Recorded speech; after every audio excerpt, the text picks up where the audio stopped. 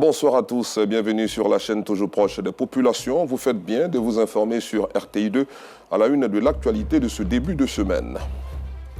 74 personnes physiques et morales qui, à travers leurs actions dans leurs domaines respectifs, ont contribué au rayonnement international de la Côte d'Ivoire, ont été récompensées en présence du président Alassane Ouattara. À l'international présidentiel au Cameroun, le Conseil constitutionnel se penche sur 35 recours sur des candidatures, dont celle de Maurice Kamto, présenté comme le principal opposant du pouvoir. Merci pour votre fidélité. Comme annoncé en titre, le chef de l'État Alassane Ouattara a présidé ce lundi la cérémonie du prix national d'excellence 2025 au palais présidentiel Cisa Abidjan Plateau.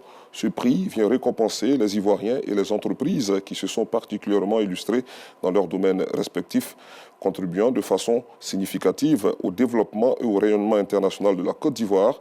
Pour cette 12e édition, ce sont 74 personnes, dont 40 physiques et 34 personnes morales, qui ont reçu chacune un trophée, un diplôme et un chèque d'une valeur de 10 millions de francs CFA.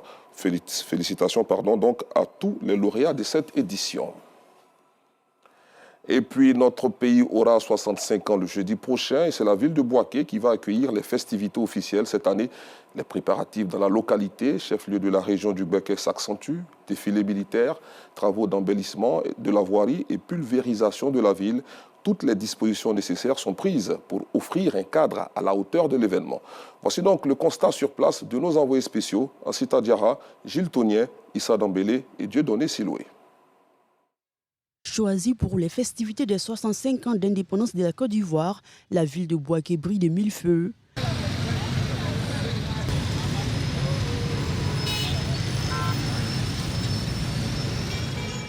Dans les quartiers et les grandes artères de la ville, les travaux d'embellissement s'intensifient.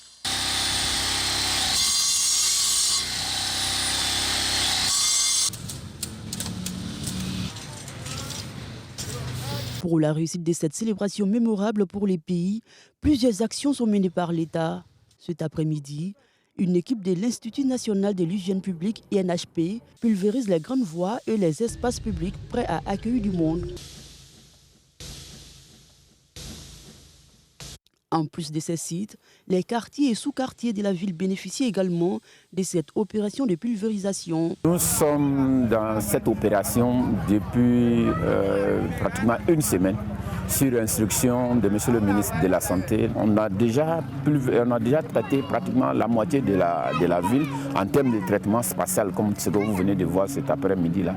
Mais à côté de cela, il nous a été également demandé de traiter, en tout cas d'accorder une attention très particulière aux sites, notamment les cités universitaires et les hôtels qui vont servir à héberger les officiels et certains invités particuliers. L'opération telle que programmée va jusqu'au 6 août. L'équipe de l'INHP est accueillie par la population avec beaucoup de joie. On va bien dormir même, il n'y aura pas de moustiques. On veut une Côte d'Ivoire meilleure, on veut beaucoup de santé, beaucoup d'argent. On veut une Côte d'Ivoire de paix. Depuis on est ici, on ne dort pas la nuit à cause de moustiques. Mais aujourd'hui, ce que vous avez fait, c'est bon. On est fiers de faire indépendance à Bouaké ici. Merci beaucoup à tous et à toi aussi. Merci aussi à l'État aussi, à tout le monde. Aujourd'hui, on va dormir bien. Au niveau du stade de la paix, les différents corps armés multiplient les défilés afin que tout soit parfait le 7 août, le jour tant attendu.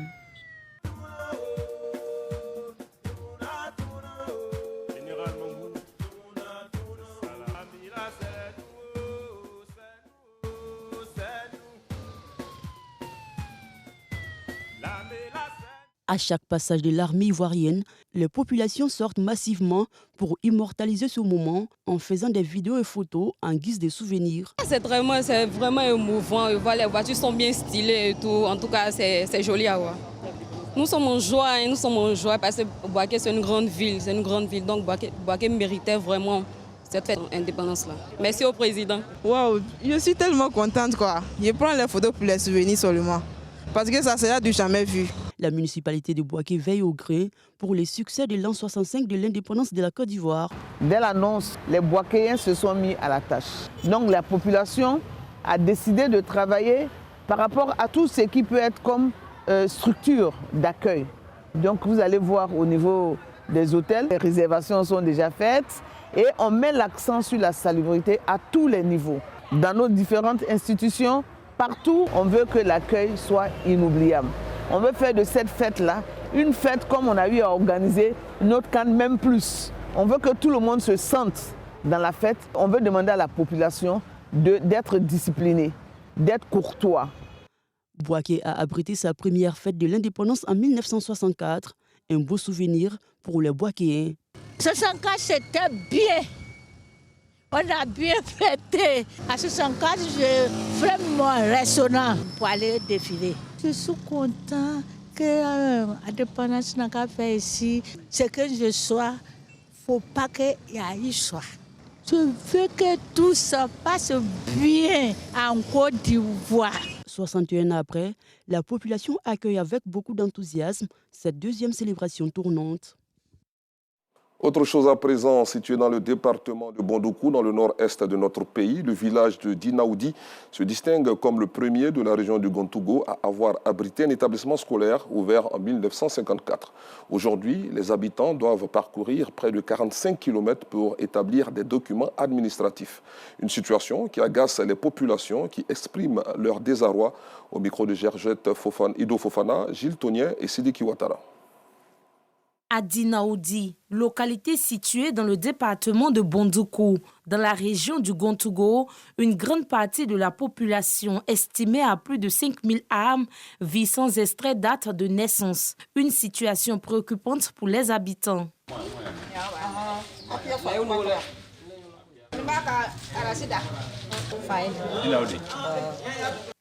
Dans l'attente d'une audience foraine, les responsables communautaires de Dinaoudi profitent des vacances scolaires pour entreprendre les démarches nécessaires en vue de l'établissement des pièces d'identité pour leurs enfants. Faute d'une sous-préfecture sur place, c'est à la sous-préfecture de Taoudi, à environ 45 km, qu'il faut se rendre. Un périple long et coûteux que toutes les familles ne peuvent pas se permettre. Conséquence, des dizaines d'enfants, parfois même des adultes, vivent sans document légal. Comme nous sommes en vacances, on est obligé de recenser les enfants pour aller vers la sous-préfecture qui est 45 km de nos villages. En tout cas, le village est grand, mais on est obligé de le faire. Bientôt, ça sera la rentrée. Mais sans l'extrait de naissance, l'enfant ne peut pas continuer ses études. Aujourd'hui, les femmes qui accouchent là, elles ont problème. Beaucoup d'enfants n'ont pas d'extrait de naissance. Même à l'école là-bas, tous les maîtres nous accusent. Mais ce n'est pas de notre faute. C'est la faute de la sous-préfecture. Parce que nous devrons avoir une sous-préfecture à Dinaoudi. Dinaoudi est un grand village. Pourtant, Dinaoudi n'est pas un village isolé sans infrastructure. Il dispose d'un centre de santé, d'une maternité et de 3 groupes scolaires. Ce n'est pas tout. Il est l'un des tout premiers villages de la région à avoir accueilli une école dès 1954. Une école qui a vu passer plusieurs générations de cadres, aujourd'hui actifs dans divers secteurs du pays. On n'a pas de sous-préfet. Or, on a 13 villages. Dinaoudi est le centre. Je pense qu'on a l'essentiel de ce qu'il faut pour avoir une sous-préfecture. La plupart des cadres d'aujourd'hui, ils sont passés. Malheureusement, on est encore resté dans léthargie. Voilà, l'école est délabrée. Mais il nous faut sincèrement un sous-préfet pour encadrer cette population-là. Face à ces réalités, la chefferie, la jeunesse, les femmes et l'ensemble des populations de Dinaoudi se lèvent d'une seule voix. Ils appellent l'État à prêter une oreille attentive à leur situation. Ils demandent d'une part l'organisation urgente d'audiences foraines pour résorber le retard dans les déclarations de naissance. D'autre part, ils plaident pour une révalorisation administrative de leur localité. Car pour les habitants de Dinaoudi, avoir un extrait date de naissance, ce n'est pas juste une formalité. C'est la porte d'entrée à la citoyenneté, à l'éducation, à la santé, aux droits. C'est exister tout simplement. Parlons éducation à présent, présenter des modèles de réussite aux élèves de Botindé, situés dans le département de Tiasalé, et leur permettre de redoubler d'efforts afin de devenir des cadres de ce village. Tel est l'objectif d'une rencontre initiée par un fils de la localité le vendredi dernier, en présence de nos reporters Laurence Kakra et Sidiki Ouattara.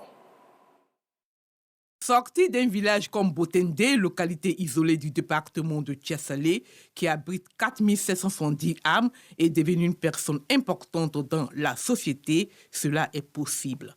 Ce sont les mots de Yao Johnson, initiateur de cette rencontre. Il faut dire qu'aujourd'hui, la jeunesse a besoin d'un repère.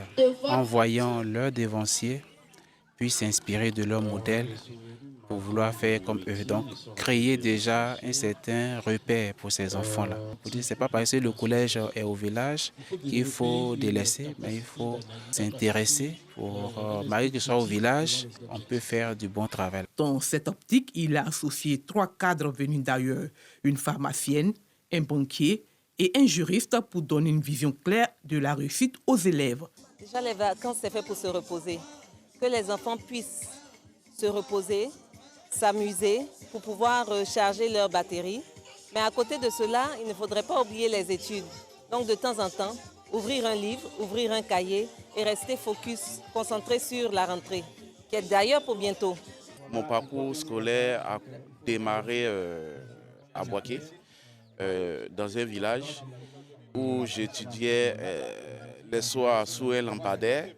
Et aujourd'hui, avec beaucoup de courage, beaucoup de rigueur, de persévérance, je suis devenu un banquier. Donc, je pense que c'est un modèle qui peut réussir aux enfants, les enfants qui sont dans les villages. C'est de les inviter à croire en eux, à croire à leurs valeurs et puis continuer toujours d'étudier. À l'endroit des enfants, je voudrais faire une exhortation. Il faut beaucoup aimer la lecture. Dans ce monde de plus en plus numérisé, les parents doivent exhorter les enfants à la lecture à tout moment, par petite dose, mais aimer la lecture. Et puis que les enfants également développent des valeurs humaines. Ces apprenants ont profité de cette rencontre pour poser des questions et avoir une idée claire de ce qu'ils comptent faire plus tard dans la vie. En tout cas, j'ai vraiment aimé le moment parce que ça m'a appris beaucoup de choses. À travers ce moment, j'ai les réponses que je voulais, les réponses que je me posais depuis très longtemps. En tout cas, ça m'a beaucoup motivée et je crois qu'avec ces conseils, je vais aller loin. Il a posé la question pour bien comprendre le métier de banquier. Je veux être banquier, développer mon pays et apprendre à économiser. Je veux devenir journaliste ou avocate. On veut partir d'un petit village et devenir une grande journaliste avec du courage et du sérieux. Cette initiative est une lueur d'espoir pour ces élèves qui peuvent désormais rêver grand.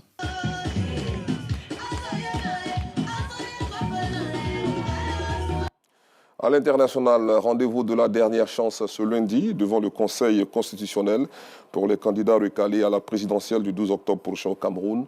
Ces 11 membres étudient les 35 recours introduits à la suite de la publication par Élections Cameroun le 26 juillet dernier de la liste provisoire des candidats retenus pour le scrutin. Parmi ces recours, celui du Manidem pour le compte de Maurice Kamto, présenté comme le principal opposant du pouvoir. Retour en Côte d'Ivoire pour parler sport. L'Afro-Basket féminin, édition 2025, a pris fin hier à Abidjan-Treichville avec le sacre du Nigeria. Voici donc le point de la compétition avec Moyabi Diabaté. Très confiant. Ça va les gagner. Oui, ils ont gagné ça. On gagne les matchs. Nous avons des machines qu'il faut pour remporter ce couple-là aujourd'hui. Cette couple aujourd'hui plutôt. Supporters maliens et nigérians sont convaincus que leur équipe va remporter le titre tant attendu. La tension est palpable. Au coup d'envoi, le Mali débute fort en imposant son rythme. Après le premier quart-temps, le Mali mène 26-21. La réaction du Nigeria ne tarda pas. Un 11-0 fulgurant leur permet d'inverser la tendance et les deux équipes rejoignent les vestiaires à égalité parfaite, 41-41.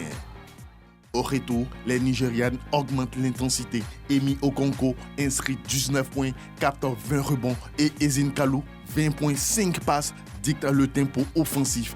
Le Mali ne parvient pas à contenir l'armada nigériane avec un troisième quart-temps remporté 20-15, puis un dernier écart 17-8. Le Nigeria s'impose sur le score final de 78-64.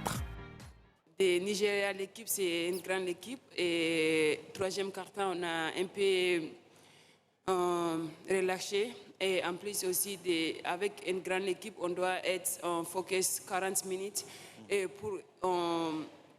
pour gagner. Et je pense que c'est ça qui nous a un peu manqué. Just the Nigerian spirit. Le secret de notre réussite, c'est juste l'esprit nigérien. J'ai dit aux filles d'y aller à fond et de tout donner pour gagner ce match, pour vous-même et pour le pays. Avec ce succès, le Nigeria remporte son 5e titre consécutif et son 7e titre continental, devenant la première nation à atteindre un tel record. Au niveau des distinctions, Emi Okonkwo du Nigeria termine MVP du tournoi pour la 2e édition consécutive. Sans surprise, elle figure dans le All-Star Team en compagnie de Sierra Dilla du Sénégal, Delicia Washington du Sud-Soudan, Jane Assinde de l'Ouganda et de Sika Kone du Mali.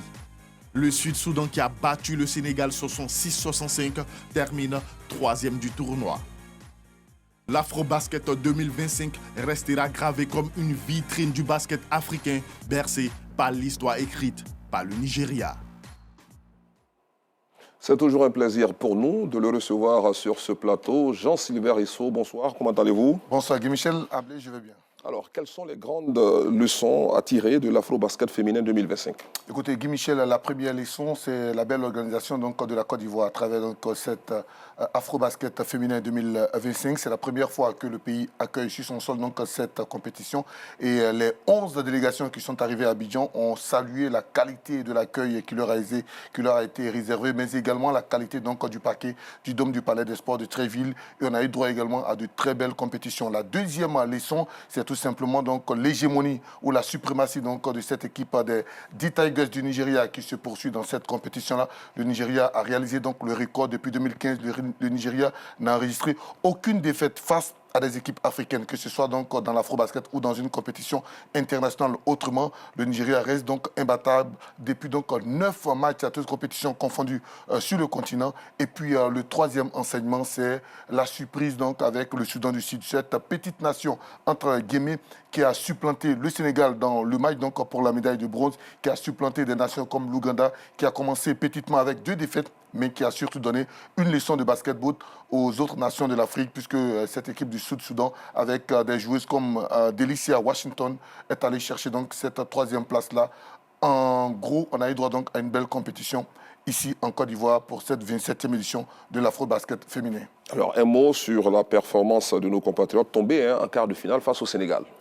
La Côte d'Ivoire, hôte de la compétition, a terminé, Michel, à la 7e place. J'avoue que j'étais un peu déçu donc, de la prestation des éléphants, mais quand on a eu donc l'adversité en face, comme le Sénégal, comme le Nigeria, comme le Cameroun, j'avoue que 7e place, c'est pas aussi mauvais. C'est vrai que certains ont pensé que la Côte d'Ivoire allait se retrouver pour la première fois sur l'un donc des podiums de cette Afro-Basket 2025, parce que la Côte d'Ivoire n'est jamais montée sur le podium. Et c'était d'ailleurs l'ambition la première donc, ambition du président de la fédération, en par ailleurs président donc, du comité d'organisation, Moussa Diarra, qui pensait que la Côte d'Ivoire allait tout faire pour décrocher donc l'une des places qualificatives donc, pour la Coupe du Monde. La Côte d'Ivoire a terminé 7e, c'est pas mauvais, mais en même temps, on est un peu sur notre fin parce que la Côte d'Ivoire a démarré donc cette compétition-là, tambour battant avec 2 victoires respectivement face à des nations comme l'Égypte également, comme l'Angola, et puis derrière la Côte d'Ivoire est tombée face donc au Sénégal. On espère tout simplement que Laetitia Sayé, qui d'ailleurs fait partie donc des meilleurs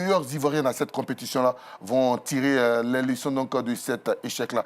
Et revenir donc vraiment avec, je dis, tout le soutien du peuple, puisque le peuple a accompagné cette équipe des éléphants de Côte d'Ivoire à cet Afro-Basket ici donc en Côte d'Ivoire. Parlons football pour terminer avec la Super Coupe Félix Houphouët qui va se jouer ce mercredi. Oui, c'est donc du côté du stade Charles Konan, banni donc de Yamoussoukro, le dernier vainqueur donc du championnat. Le stade d'Abidjan avec ses nouvelles recrues sera donc face donc à cette équipe du FC San Pedro qui a remporté donc la Coupe nationale de Côte d'Ivoire. C'était match à ne surtout pas manquer. Autrement, c'est l'ouverture donc de la saison de football 2025-2026.